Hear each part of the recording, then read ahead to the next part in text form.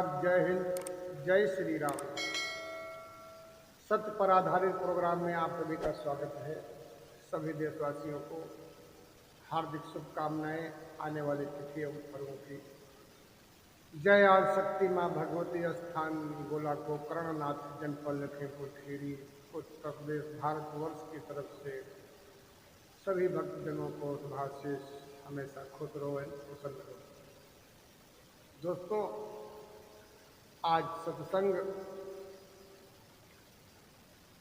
के माध्यम से समाज को हम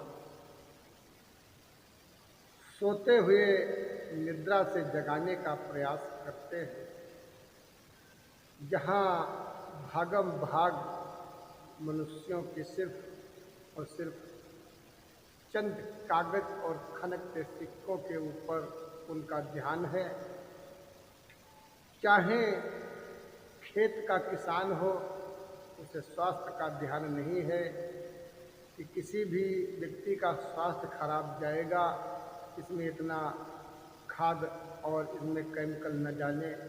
चाहे कोई सब्जी हो, चाहे फल हो, चाहे धनिया हो, चाहे मूली हो, गाजर, कोई भी चीज़ हो, वह इतना जल्दी फल आना और ढेर सारा फल आना, सभी लोग बस एक ही रच, शाम को जो आप देखते हो इतनी बड़ी बतिया, वो सुबह हाथ भरे की बतिया हो जाती है।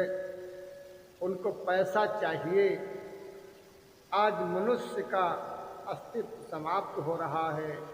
हर कोई बस पैसे ही बनाने की कोशिश करता है, जिसका मूल उद्देश्य कुछ भी नहीं। मानते हैं कि बगैर अर्थ के धर्म नहीं होता, लेकिन ऐसा भी अर्थ बेकार है जो पाप की कमाई से पैदा किया। दोस्तों, ऐसे ही एक पैसा पैदा करने वाले हमारे कुछ महापुरुषों ने भूसे की ट्राली इतना बड़ा तूफान बना करके चलते हैं। भूसा वाले अपनी ट्राली में डंडे लगाते हैं और इतना भरते हैं कि छोटी मोटी गलियों में तो वो प्रवेश वर्जित है, और कहीं जीटी रोड पर चल रहा है तो पूरी रोड लेकर के चलते हैं। ऐसा ही वाकया है जो रोड पर जिनको सिंगल निकलना मुश्किल है, आज वो गली में प्रवेश करते हैं। किसी का केबिल टूटता है तो किसी का वृक्ष टूटता है। ऐसे ही वो काटते छांटते मोहल्ले के अंदर प्रवेश कर रहे थे, तो उसी मार्ग में हमारा भी देवस्थान पड़ता है। तो दोस्तों, जब वो हमारे देवस्थान पर आए तो नीम के वृक्ष ने उनको आगे जाने से रोक दिया। एक छोटी सी टहनी उनकी ट्राली में फंस गई, जो यदि वो चाहते विरोधी समाज के लोग तो उसको काट सकते थे, भूसे को खींच सकते थे, लेकिन भूसे को अंदर नहीं खींचा। ट्राली खाली थी, जगह जगह भूसा खाली करते थे, बेच रहे थे। लेकिन आधा, जो हमने वीडियो भी डाला है अपने अकाउंट पे, तो आधा वो ट्राली फुल थी, आधी ट्राली खाली थी। वो चाहते तो डाल नहीं करती, लेकिन एक हिंदू समाज के शर्मा जी, जो काफ़ी महान व्यक्ति हैं, और वो कुछ पशुओं के लिए अपने निजी भूसा लेने के लिए जब वो ट्राली का उन्होंने वहाँ से निकालने की कोशिश किया, तो वो जब अटक गई तो शर्मा जी हिंदुत्व की निशानी चंदन बंदन लगाए और मन में अजीब सी धारणा, कौन कहेगा हमको और कौन है हमें रोकने वाला। डाल काटी जाएगी तो डाल कटेगी, वृक्ष अगर काटना पड़े तो वृक्ष भी काटूंगा। कि देवी देवता भगवती भगवान हम कुछ नहीं मानते हैं, हम किसी को नहीं मानते हैं। वो निकलते हैं तो फिर भी कभी राम राम नहीं करते। हमें किसी के राम राम की आवश्यकता नहीं, क्योंकि मुझे महादेव ने स्वयं बैठाला है देवस्थान का निर्माण करा करके। तो हमें किसी के राम राम से मतलब नहीं, हमें अपनी राम राम से मतलब है। जो हम राम राम करते हैं अपने सदाशिव को और समर्पित करते हैं। तो हम जब वो डाल काटने के लिए बलपूर्वक मशीन मंगाई गई, जो आजकल आज नए युग में जो मशीनें आरा वाली चली मशीनें, उनको लगाओ फटाक से कट जाता है, वो मशीन तत्काल मंगाई गई और उस मशीन को चालू करके उस डाल पर लगाया। उस डाल पर लगाने से ही आज वो मशीन उल्टा घूमने लगी। बार बार प्रयत्न करने पर भी वो मशीन उल्टा घूमती रही। धिक्कार है ऐसे मानव की बुद्धि का। और स्वागत करता हूँ मैं ऐसे भद्रकाली माँ भवानी के आविष्कारों का। जो कहते हैं लोहे की चीज़ें माँ भवानी का रूप होती हैं, माँ भद्रकाली का रूप होती हैं। आज वो भद्रकाली वो मशीन उस डाल को काटने से रोक रही है, उस डाल को वो मशीन नहीं काट रही है। वो बार बार कथित प्रयास करने पर भी वो मशीन उल्टा घूमती। जब मशीन ने नहीं काटा, विरोधी जो जिहादी थे वो समझ गए कि बहुत बड़ा ये देवस्थान है, यहाँ पर हम कुछ नहीं बोलेंगे। उन्होंने कुछ नहीं कहा। हमारे हिंदू भाई ने जब मशीन नहीं काटा मशीन ने, तो उन्होंने बांका मंगाया। बांका बच्चे को भेज करके बांका मंगाया। बांका से बलपूर्वक उस डाल को काटा। देखिए ये महाशक्ति है, तत्काल नहीं प्रभाव दिखाती, लेकिन उसकी बुद्धि, उसकी शक्ति और वो परम स्वतंत्र है, चाहे तो कुछ भी कर सकती है। वही हुआ। वो बलपूर्वक डाल काटने के बाद क्या होता है, वो चले जाते हैं, अपना भूसा ट्राली लेके चले जाते हैं। ट्राली वो पलट देते हैं तो 2.5 किलोमीटर पर फटकिया पड़ती है। रेलवे क्रॉसिंग फटकिया पर जब वो खाली ट्राली लेकर सभी पहुंचते हैं तो वहाँ सभी के हाव भाव सब घूमने लगते। हर व्यक्ति को की शांति चली जाती है। ऐसा लगता है कि किसी को शांति ही नहीं, अब प्राण निकले तब प्राण निकले। ये क्या हो गया है हमको। सभी वो जिहादी जो थे व्याकुल होने लगे। जिसकी शांति चली जाएगी वो तो कहीं का नहीं रहेगा। आज सनातन धर्म का मजाक करने वाले समझ गए ये देवस्थान का मामला है। आज वो गिड़गिड़ाने लगे, आपस में कोहराम मचाने लगे, हाय सबके सब मरेंगे। बहुत बड़ा अपराध कर दिया हम लोगों ने कोई अपराध नहीं किया है। हे भगवान, हे माँ भवानी, हे भगवान शिव, हमें माफ करो। हम तो भूसा खींच लेते, हमने नहीं डाल कटवाया। अब जब वो सारे जिहादी क्षमा मांग लिया और कहा हमने डाल नहीं कटवाया है, हमें माफ करो। इन्होंने ये हिंदू हैं, ये हिंदू होकर के हिंदू के सनातन धर्म पर कुल्हाड़ा बांका चलाया है, ये दोषी हैं, हम नहीं हैं दोषी। अब जैसे ही उनको इतना कहना पड़ा, ये हमारे शर्मा जी की उल्टा सांसें चलने लगी। अब इनके एक न आए दो, काफी कोहराम मच गया उस फटकिया के ऊपर। हम कैसे हमने जाना? हमने नहीं जाना।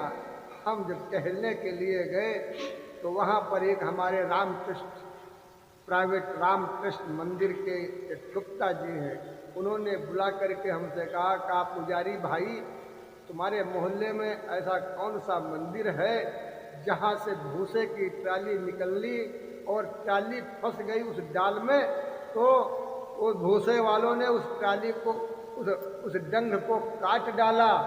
उस डंग को काटते ही जिन जिन लोग ने उस ट्राली पर काम करते थे वो सारे मजदूर, नौकर, मालिक, वो सभी व्याकुल हैं, उनकी शांति छिन गई। काफी कोहराम यहाँ पर मचा रहे थे, सभी बहुत परेशान थे, कह रहे थे ये क्या हो क्या गया है हमको। तो दोस्तों, आज वो रामकृष्ण के पुजारी जी, गुप्ता जी ने जब उनको कहा कि जाओ उस स्थान पे क्षमा मांगो जाकर के, जिस स्थान पर तुमने ऐसा अनर्थ पाप किया, और मीठा ले जाओ, तब जाके तुम्हारा कल्याण होगा, अन्यथा सबकी सब मारे जाओगे, नष्ट हो जाओगे। वो महाशक्ति का स्थान है। तुमने बहुत बड़ी गलती कर दी। आज दोस्तों, वो जब जिहादियों ने अपना पल्ला साफ कर लिया तो हिंदू भाई की तीसरी आंख खुली। कहा अरे ये क्या हो गया, हमने अपने ही धर्म के ऊपर कुल्हाड़ा घात कर दिया। क्षमा मांगने के लिए और हमारे गुप्ता जी पुजारी द्वारा बताए हुए सुझाव से उन्होंने 1.25 किलो मीठा लिया, हमारे द्वारा मीठा चढ़वाया, क्योंकि हम यहाँ स्वयं भगवान शिव के द्वारा बैठा ले गए कि तुम पूजन करवाओ, किसी को पूजा करने मत कीजिए, ये आदेश प्रभु का है, हम क्या करें। उन्होंने प्रयास किया लेकिन नहीं, क्योंकि हिम्मत नहीं पड़ी। कहा पुजारी जी ये प्रसाद चढ़ाइए। हमने प्रसाद चढ़ा दिया। तब उन्होंने कहा ऐसा ऐसा वाक्य हो गया, मैं क्षमा चाहता हूँ भगवान से, हमें क्षमा कर दो। हमने कहा मैं कोई भगवान थोड़ी हूँ, जिसने जो भगवान है उसी से क्षमा मांगा। उन्होंने 1.25 किलो मीठा चढ़ाया, हमने 1 लड्डू उठाया और चढ़ा दिया, बाकी सब दे दिया। और ये यहाँ का रूल भी, हमारे यहाँ का रूल है, हमारे पिताजी का कहना था कि भगवान के नाम पर लोग प्रसाद चढ़ाते हैं, उसी दिन उनके बच्चे मीठा खा लेंगे, क्योंकि मिठाई गरीब नहीं खा पाता है।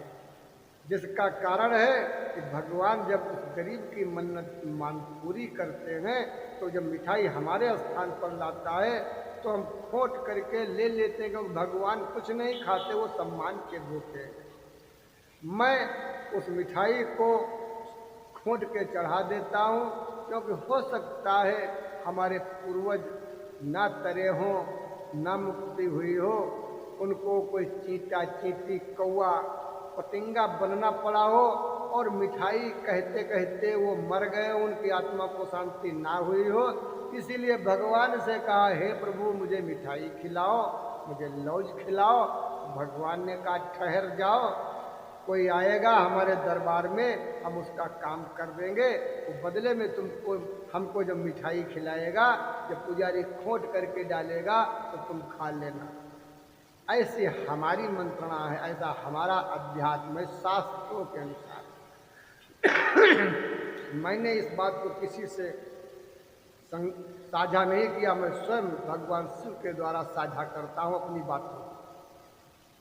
और जब उस मिठाई को हमने वापस उनको दे दिया, देखिए भगवान भरोसे वो बच्चे भी मीठा खा लेते हैं। कौन लौज अपने बच्चों को खिलाएगा? हमारे प्रभु के सहारे से ही बच्चे गरीब मिठाई खा लेते हैं। हम अपने स्थान पर वो मीठा बांटने भी नहीं देते, क्योंकि जाओ अपने बच्चों को खिलाओ जाकर। यहाँ तो मंदिर के प्रांगण में रोज मिठाई खाते हैं, रोज ये लोग खाते हैं। अपने बच्चों को खिलाओ जो कभी वो बेचारे मीठा नहीं पाते, भगवान भरोसे पा जाते हैं। तो दोस्तों ये तो हमारा रूल है, उसी रूल के अनुसार हमने सारी मिठाई उनको वापस कर दिया। अब और 100 रुपये उन्होंने जो 101 रुपये जो चढ़ाए, उसकी हमने ला करके धूपबत्ती स्वाहा कर दिया, अपना काम जो था कर दिया। अब कहने का मतलब हमारे ये है कि वो महापुरुष क्षमा याचना मांगे। अब कोर्ट में याचिका दायर है, वकीलों को तो खिला दिया, लेकिन अब हाई कोर्ट के फैसले में क्या होता है, अब हाई कोर्ट का जज जाने। और शर्मा जी जाने। हमने अपना काम कर दिया, मैं छोटा सा पुजारी हूँ, भगवान नहीं। दोस्तों, मैं यही अपने सत्य के मार्ग, सत्य पर यही आधारित प्रोग्राम में यही दिखाना चाहता हूँ कि सनातन धर्म वैदिक धर्म है। संसार में हमारे सनातन धर्म के सिवा कोई धर्म नहीं है।